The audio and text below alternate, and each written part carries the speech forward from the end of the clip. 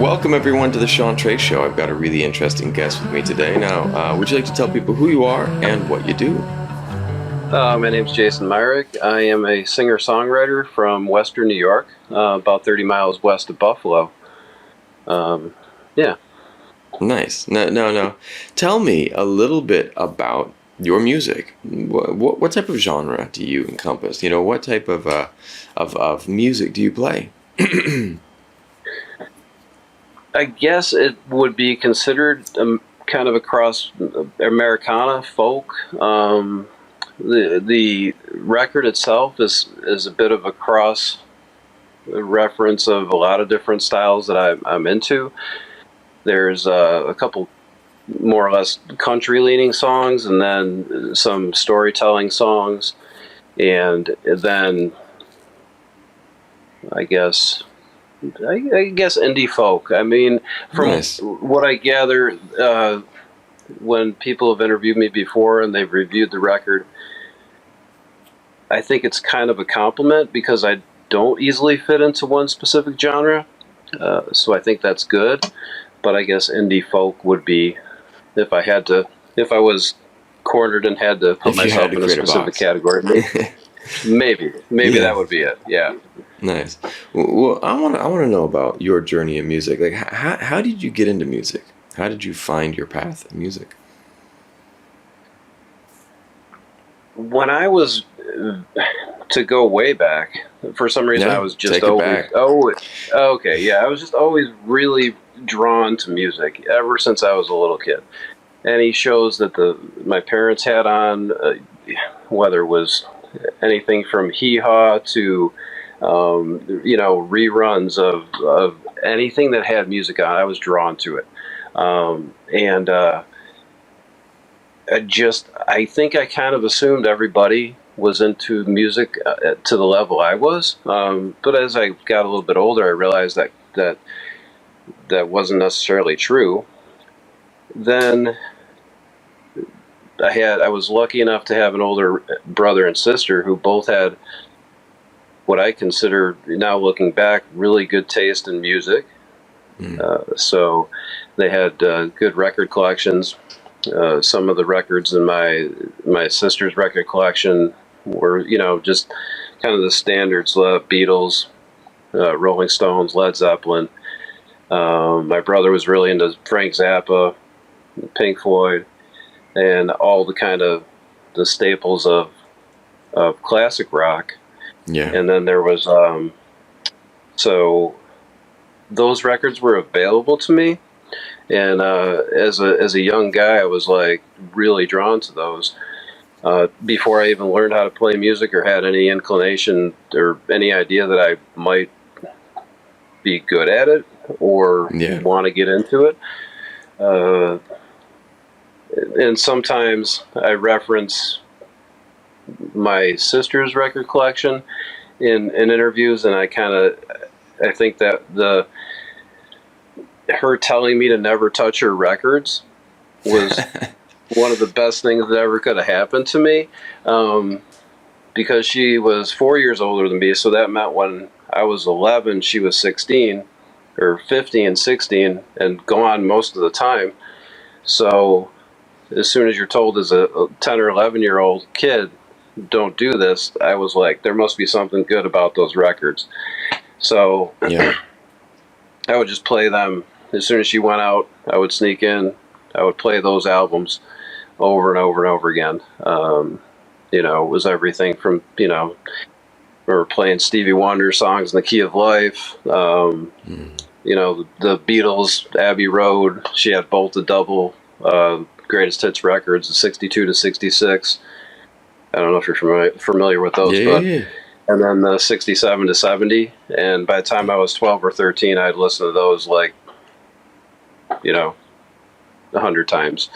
That's awesome. And by the time I was in middle school, I kind of knew that part of that catalog, the Beatles catalog, pretty well. And then I realized as an 8th grader or so that not many of my peers were into music as much as me. But so I always had the love of music. And then it wasn't until later, like later in high school that I got kind of interested in getting an acoustic guitar and trying to learn. And then it Hmm. kind of got really into sports, played football and baseball, and music was something I loved, but didn't play anything. And then the first guitar came when I was about 17. Took me a long time to figure anything out, and over Yeah. time, just kind of, connected with different people and did the thing that we all do, and just kept on. But I never thought for a second I would give it up. I Yeah. just loved. I loved the whole process of trying to figure out the guitar, and it finally started clicking. It took me a long time though. So I don't know if I answered the question all that well, No, but that that's kind of does. It's amazing.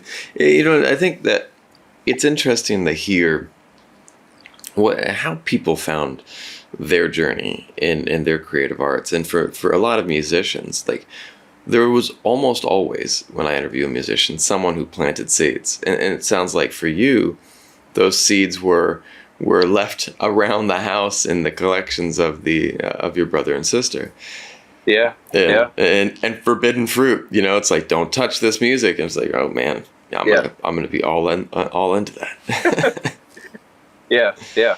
It was nice. And then, yeah, by the time I was, maybe 12, 13, my sister and brother would have parties, and I was always the person that on the way into the party, they'd hand me a stack of records, and then I'd be assigned the job of playing records for 2 or 3 hours. And so it was pretty cool because so it, it really it was planting those seeds and really cultivating that love for music way back then. Just um, how much it could change people's attitudes, and definitely changed my life. Right. So There's something that you poked at right there that I really like, that I've noticed as well. Um, One of the things that happened to me when I was a kid, I was going out for a sports team, and I didn't make it onto the team. And at that time, I was devastated.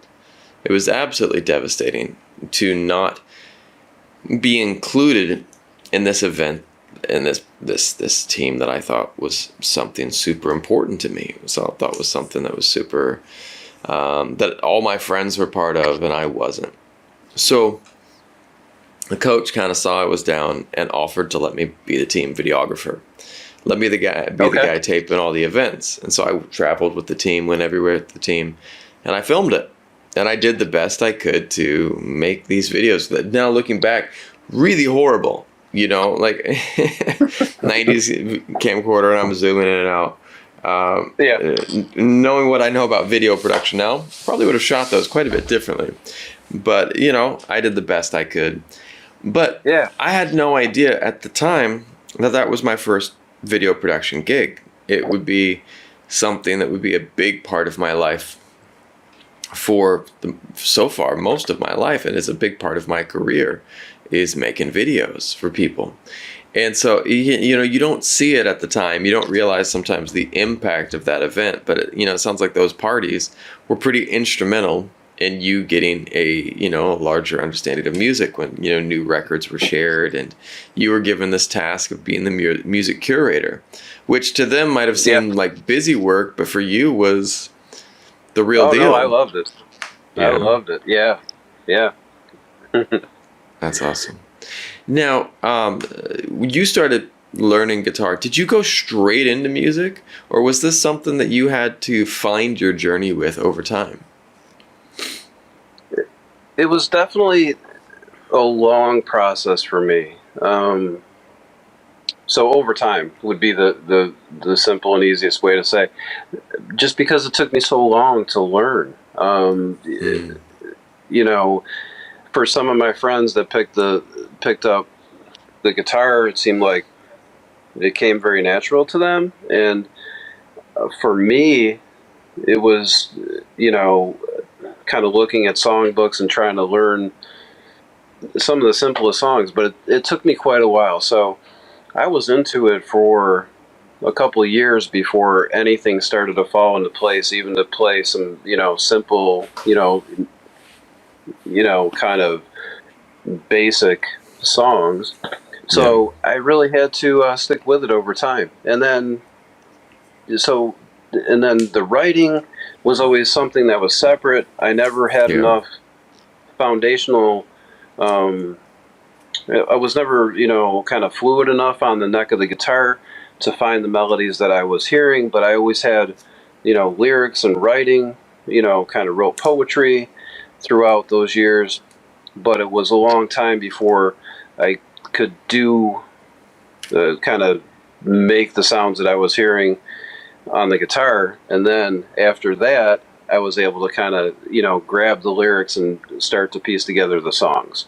Yeah. So I don't know. That's, Yeah.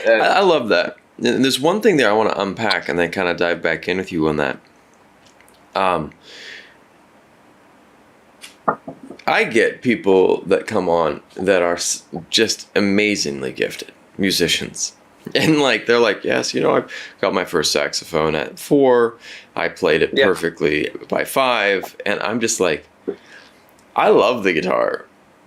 I like to play the guitar. I am still, at this point in my life, a horrible guitar player. But I love it. It has never, ever come easy to me. But yet I still embrace the journey and I walk with it, And I was watching this over COVID, the lockdowns. I was trying to improve my guitar playing because I had time. And I was watching, there were these YouTube videos and channels where people are like, this is the level of guitar I got to over, 6 months of the lockdown. And people were just crushing it. And I was I got 2 more chords. You know what I mean? And I understand. I still have the same strumming pattern. And I was just like, wow.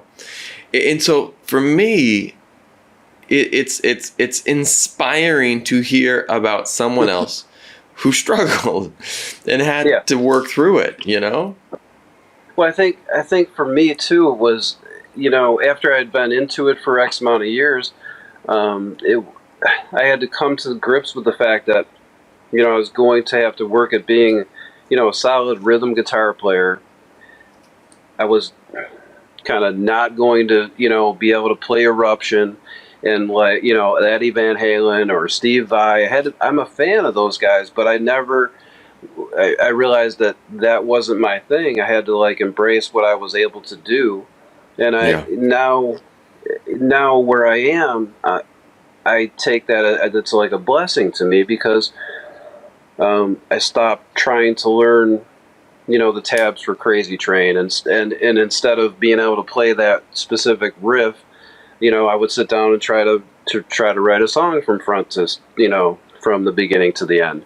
Yeah. And get chords that went with the melody, and pluck out some simple stuff, but it took me a long time to figure out that, it was the songwriting and kind of completing those songs that brought me joy. I could learn those riffs if I spent enough time, but it was kind of, like I said, it was kind of a blessing that they didn't come naturally to me, because I don't feel like I would be in the spot I am now if it happened in a different way for me. So I'm just thankful in general. I feel fortunate. I like that. One thing there too, you had talked about your songwriting process, and I want to dive into this. In our pre-interview, you had chatted with me a little bit about that. And I felt inspired after our pre-interview, and I went out and wrote 2 songs. And I was like, yeah, man. One of the things that you talked about is that you said that you'd like to sit down every day and compose something. Talk to me a little bit about your creative process there, because that's interesting to me. Yeah. Well, it just shifted from me waiting for kind of that specific thing to hit me, the inspiration of it, which is still part of it, but I kind of dedicated, this is back in 2019, I just said I wanted to start, sitting down for at least 15 minutes a day to write, and so I started to do that, and then after I started to write, and I'm writing what, the bones of a song every day, and as time went on, then I got into it for 10, 15 days, and then you kind of build on this streak. And then I don't know if you've ever started like a resolution or anything. Yeah. Well, everybody has, but like there's just the streak became, no matter what needed to be done, no matter where I was, I had to find a place to go disappear for 15 minutes and do my time, kind of like put the time in. So that was April 15th, 2019. So I'm now just shy of 1,300 days in a row. That's awesome.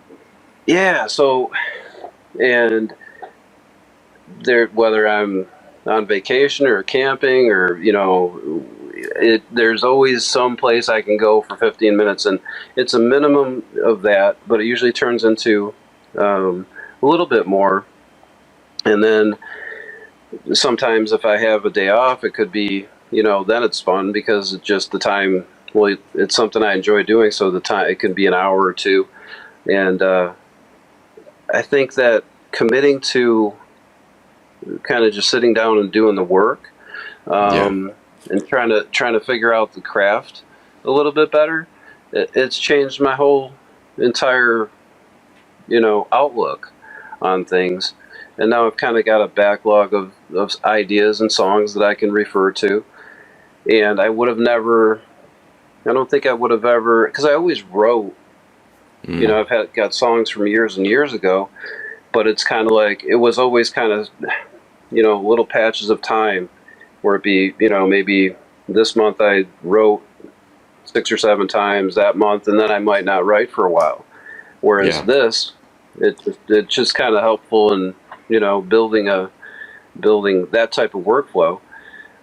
And yeah, so and before I put my record out, I was kind of not a big into social media and things like that, but a lot of people that are other creators and other songwriters and things have reached out, because that's kind of, I talk about it a little bit on my Instagram, and just the importance to me of kind of sticking to that. It's just a minimum, thing, but it's kind of the thing that keeps me going. It keeps me moving forward. So, and How did you come up with this technique? Was this something that you read about? Was this something that you came up on your own? How did you? What kickstarted this process? Because this is before COVID too, so it wasn't like something that you're in lockdown and everyone's stuck at home. This was something that you did before all that. What was it that kickstarted this? yeah, it was a combination of things, because it was late 2018, and I was kind of getting that itch to kind of recommit to songwriting. Yeah. And I remember saying at Christmas time to some people that I was really going to dig in and start working on writing more songs and trying to learn how to use my my workstation software, my Logic Pro, and things like that. And then right around that time, I was I was reading an article from another songwriter that I think is has some wonderful songs. A guy named Paul Luke, independent folk guy out of Pittsburgh, and he mentioned a book by a guy named Stephen Pressfield. The name of the book was The War of Art, and it was the way he described it. I was like, I have to check that book out.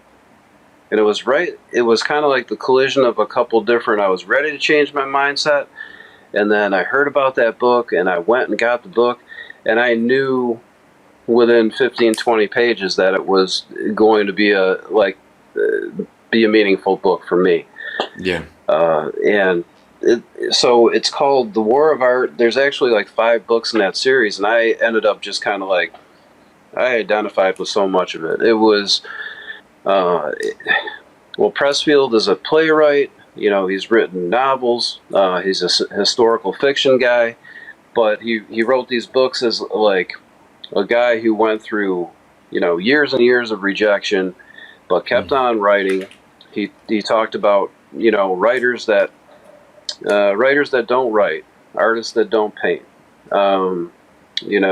people that have things that are inside them that they don't pursue, and all the different kind of like kind of self-inflicted or all the roadblocks. And I identified with that, and that put me in gear too. And then I started to like look Yeah. into more, you know, kind of other writers, like Jason Isbell. He's a guy that sits down and writes, as if, Hmm. even, the guys that are writing a lot of songs now, kind of this higher output or body of work are doing it consistently. You know what I mean? Yeah. Yep. So yeah, that was really helpful. And then, but I would recommend those books. I don't know if they would have the same impact on you or any of the other listeners, No, but it I'm gonna go find it as soon as we're done. For it sure. helped me. It was, I mean, he referred to it as resistance. Resistance is anything that, like, and essentially, if you're an overthinker, which I can, you know, I can claim to be, if you're thinking if procrastination, any of these things, but it's basically like just kind of putting your head down, doing the work, and then if it really becomes truly meaningful for you, and you're pursuing it, that's when the resistance gets even more. There's more of it because as you get closer to the finish line, you start to come up against more things that will talk you out of doing it. So I Yeah. recommend it. It was a good thing for me. And so then, right along that time, and that was early 2019, I was like, I'm gonna sit down and write every day. And then it turned into I'm gonna sit down and write a song every day, to some extent. And I know when we talked that, Yeah. what I'm saying, the song there'll be at least a couple verses, and hopefully a hook or a chorus or something. But there's enough of the bones of a song to come back to and finish up. So it's been a good thing. And the other follow up books are excellent, and they're really tied to a lot of words of wisdom for writers and creators. That's So awesome. There was an interesting thing. Now let me ask you this.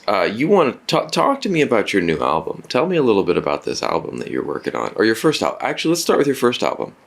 Tell me a little bit about your first album. How okay, did that all come to be? well, that was the result of you know after I had gotten to the point where I was working a little bit at the songwriting every day.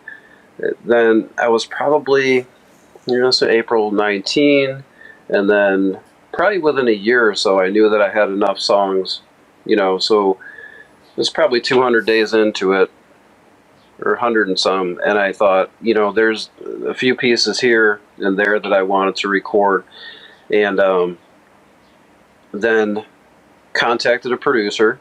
He listened to some of the things, and then we pieced together, kind of a game plan to at least get into the studio, and uh, went in kind of not knowing really any part of that process. Yeah. And again, it for me, typically a person who is, I wouldn't say I'm like, the definition of introvert, but I hadn't shared a lot of songs.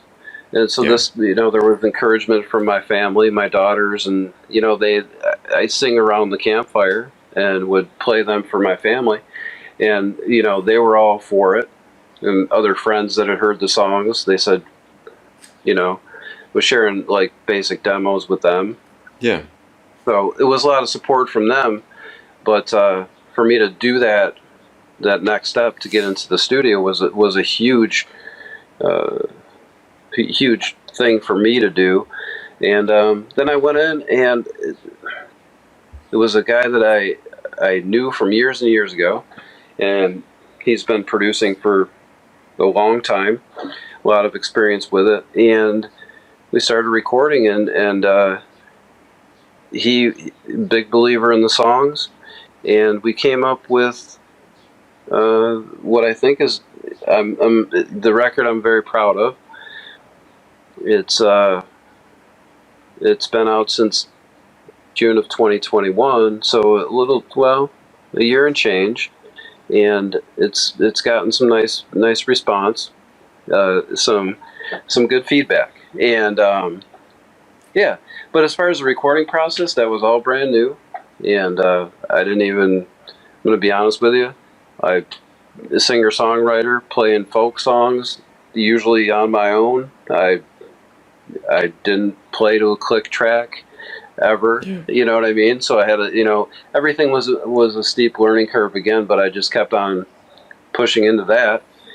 And then, but the demos that I had that I took into the studio with me were pretty well developed. I mean, I had kind of a basic understanding of my Logic Pro, but I had, I was starting to get to the point where a lot of the things in my head were starting to, come out onto the demos, and figured out how to use a little MIDI keyboard so I could, get all my string arrangements. So I had cello and violin parts and oboes and French horns and you know clarinet. Just kind of like opened myself up to like really dig in there, and then luck, as luck would have it, the producer that wanted to connect to do this with me is a guy who understands all that. Like, he's got all the theory behind him. So that's what you need. I'm untrained, in music theory, but I have a lot of words and quite a few songs, and then get with a guy who I can say, I kind of, kind of give him like a rough idea of what I want, and he's like, "Oh, something like this," and I'm like, "Okay." And he also knew. We connected with, like the violinist is a young lady out of Buffalo, who we had do the studio work for one of the tracks. He knew the network of the best in this Buffalo area, so it was great. That's awesome. So I kind of elaborated there, but no, that's awesome. You got me into one thought though. Did you ever, the hero's journey? Joseph Campbell's The Hero's Journey is a major story arc, and every time, because I try to remind people that if you're a musician, if you are a writer, if you are whatever type of creative, even a businessman, whatever, you're the hero of your story.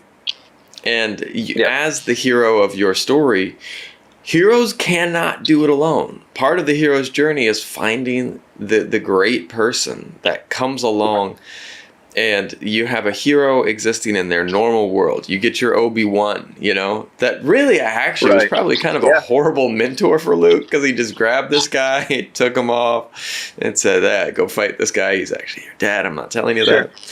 But you got your wise guy, the wise and sage that helps the hero attain their goal, and I think that's a common theme for a lot of people.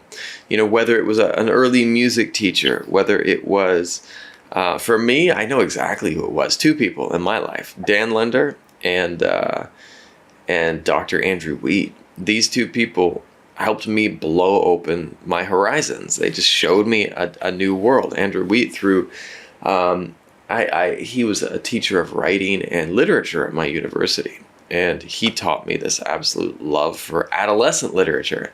And here I thought, these are just kids' books, and then I was like, wow. Actually, no, these things are deep, man. And like any type of literature has this absolute depth to it, and in music, I had, my teacher, Jeremy Price, and actually had a music teacher named Michael Myers, of all things. His name was Mike Myers. Okay.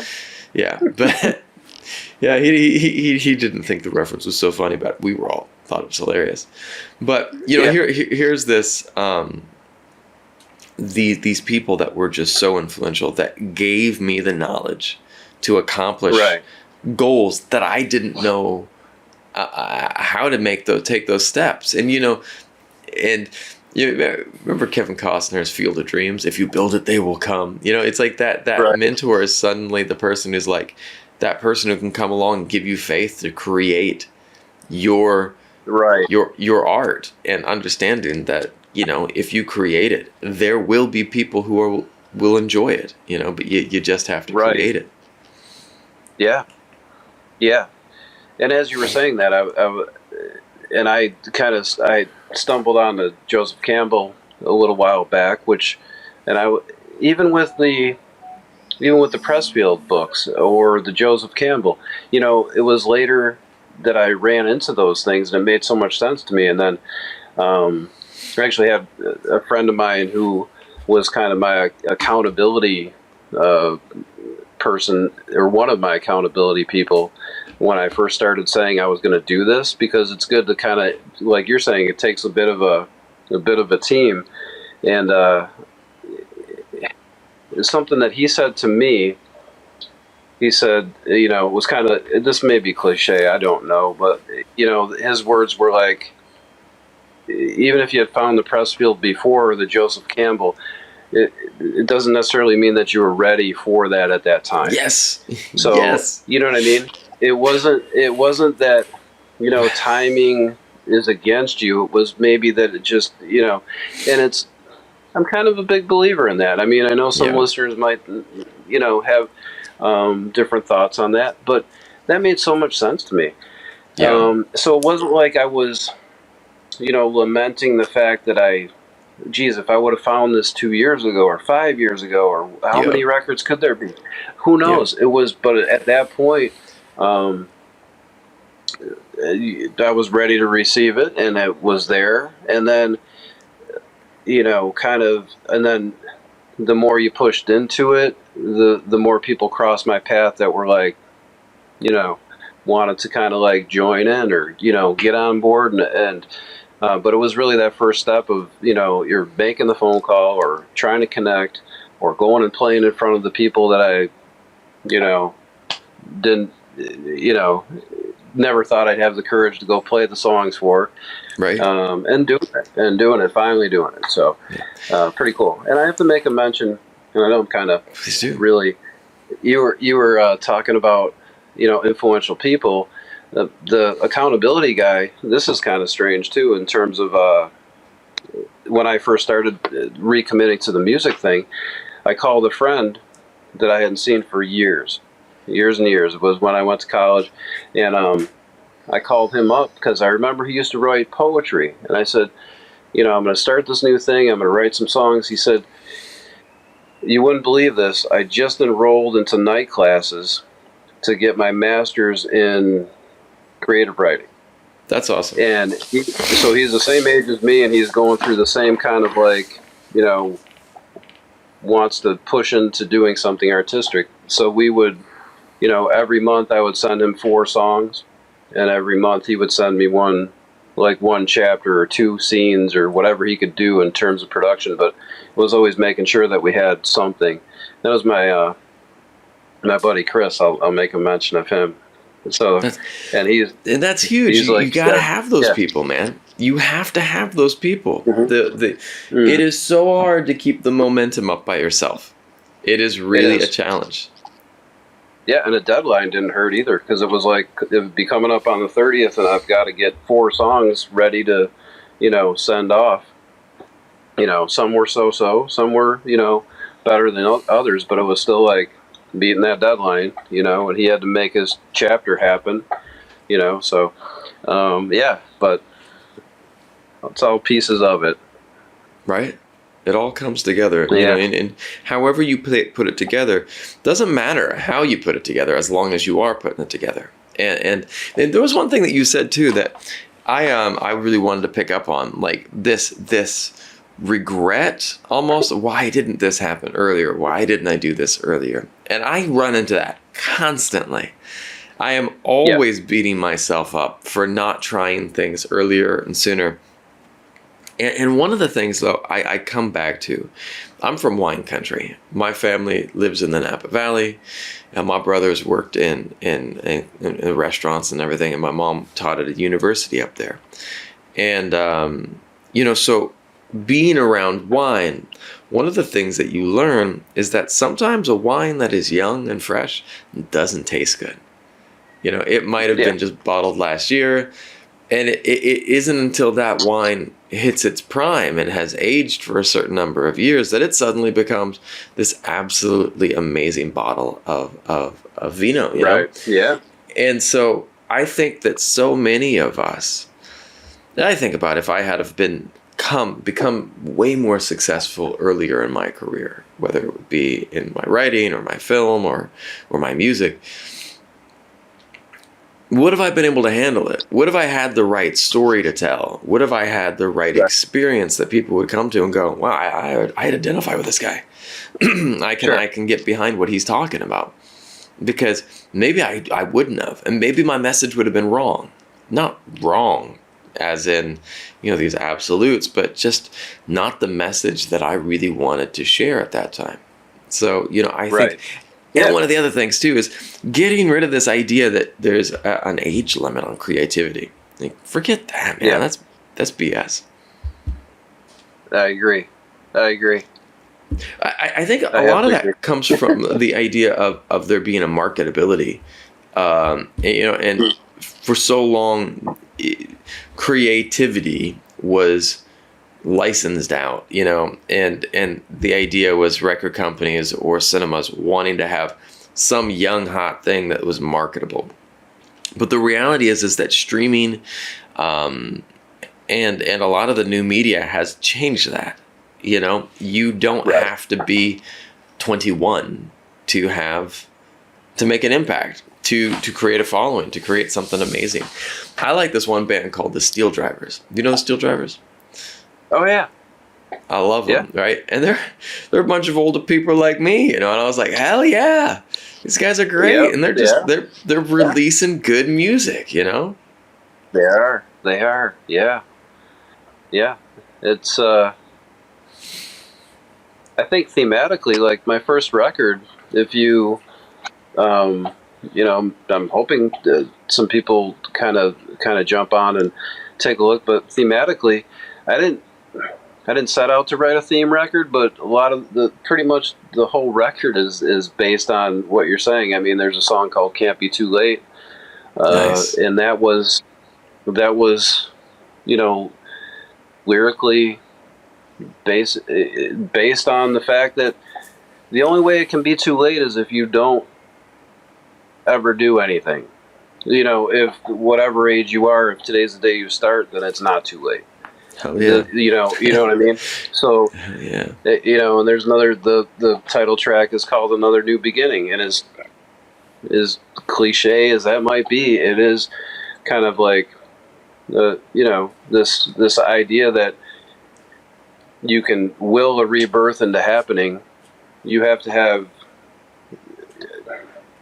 push into it. You have to at least try. But, you know, so I'm a big believer in what you're saying, that there's not an age limit on this. It depends on when you're supposed to get there, and then trying to, you know, and now, or whatever age you are, to try to produce a body of work that you can be proud of.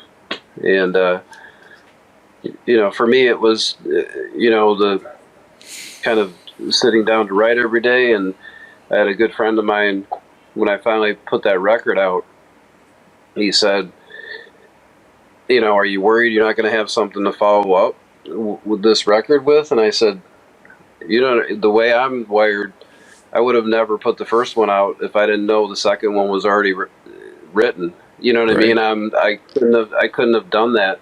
So we're working on the second one now, and I think it's going pretty well.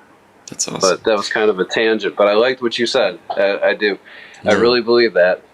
Well, and I think that, like, people ask me, you know, do you want... Every time I talk to people, it's really interesting because people always want to say, where are you going with your podcast? Where are you going with your music? Where are you going?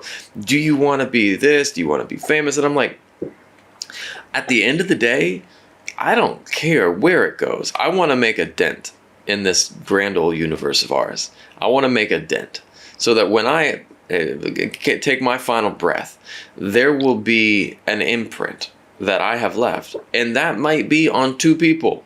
That might be, maybe no one watches my content or listens to my music, but maybe my daughter circles back on it. And maybe she makes this huge impact, you know? You never know.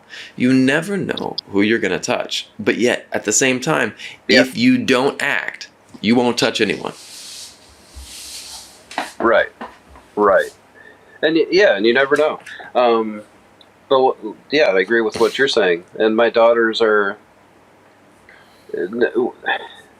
It's funny because with the record, and then I feel very fortunate to be on your show, and to have these conversations, and people, here and there that are calling for interviews or articles and things like that.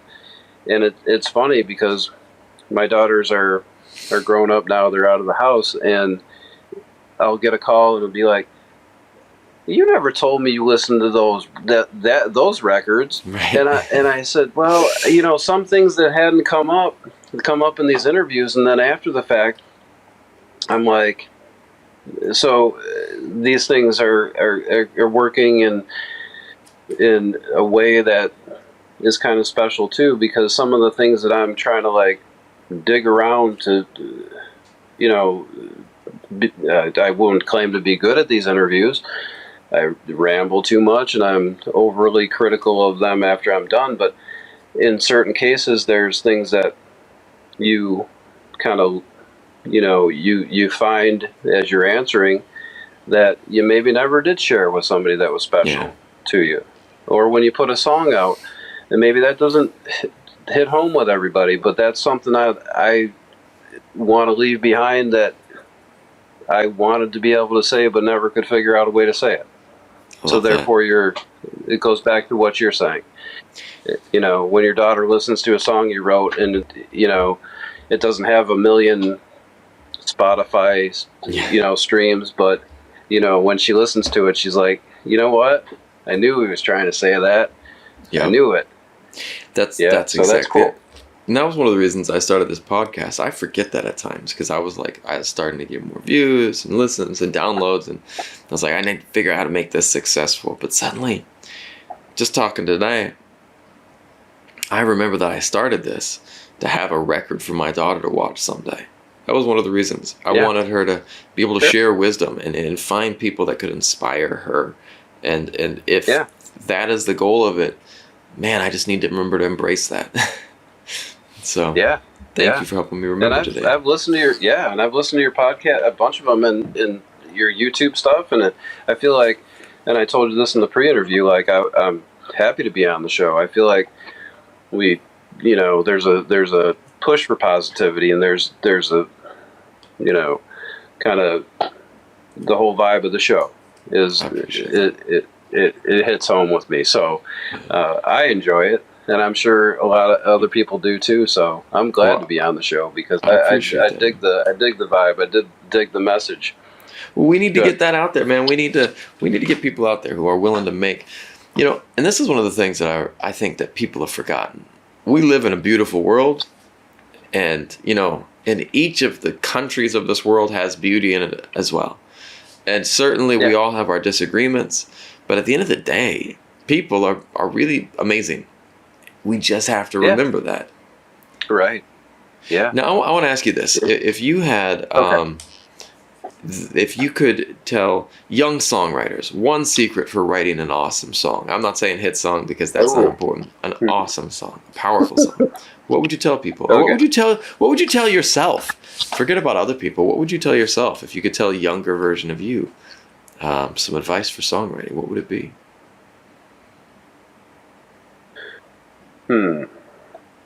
That's a good question. Well, the younger version of me, I would, just in general, with anything artistic, songwriting or sharing the poems or anything like that, I would encourage them, or my younger self, to just stop with so many self-imposed limitations and just do it.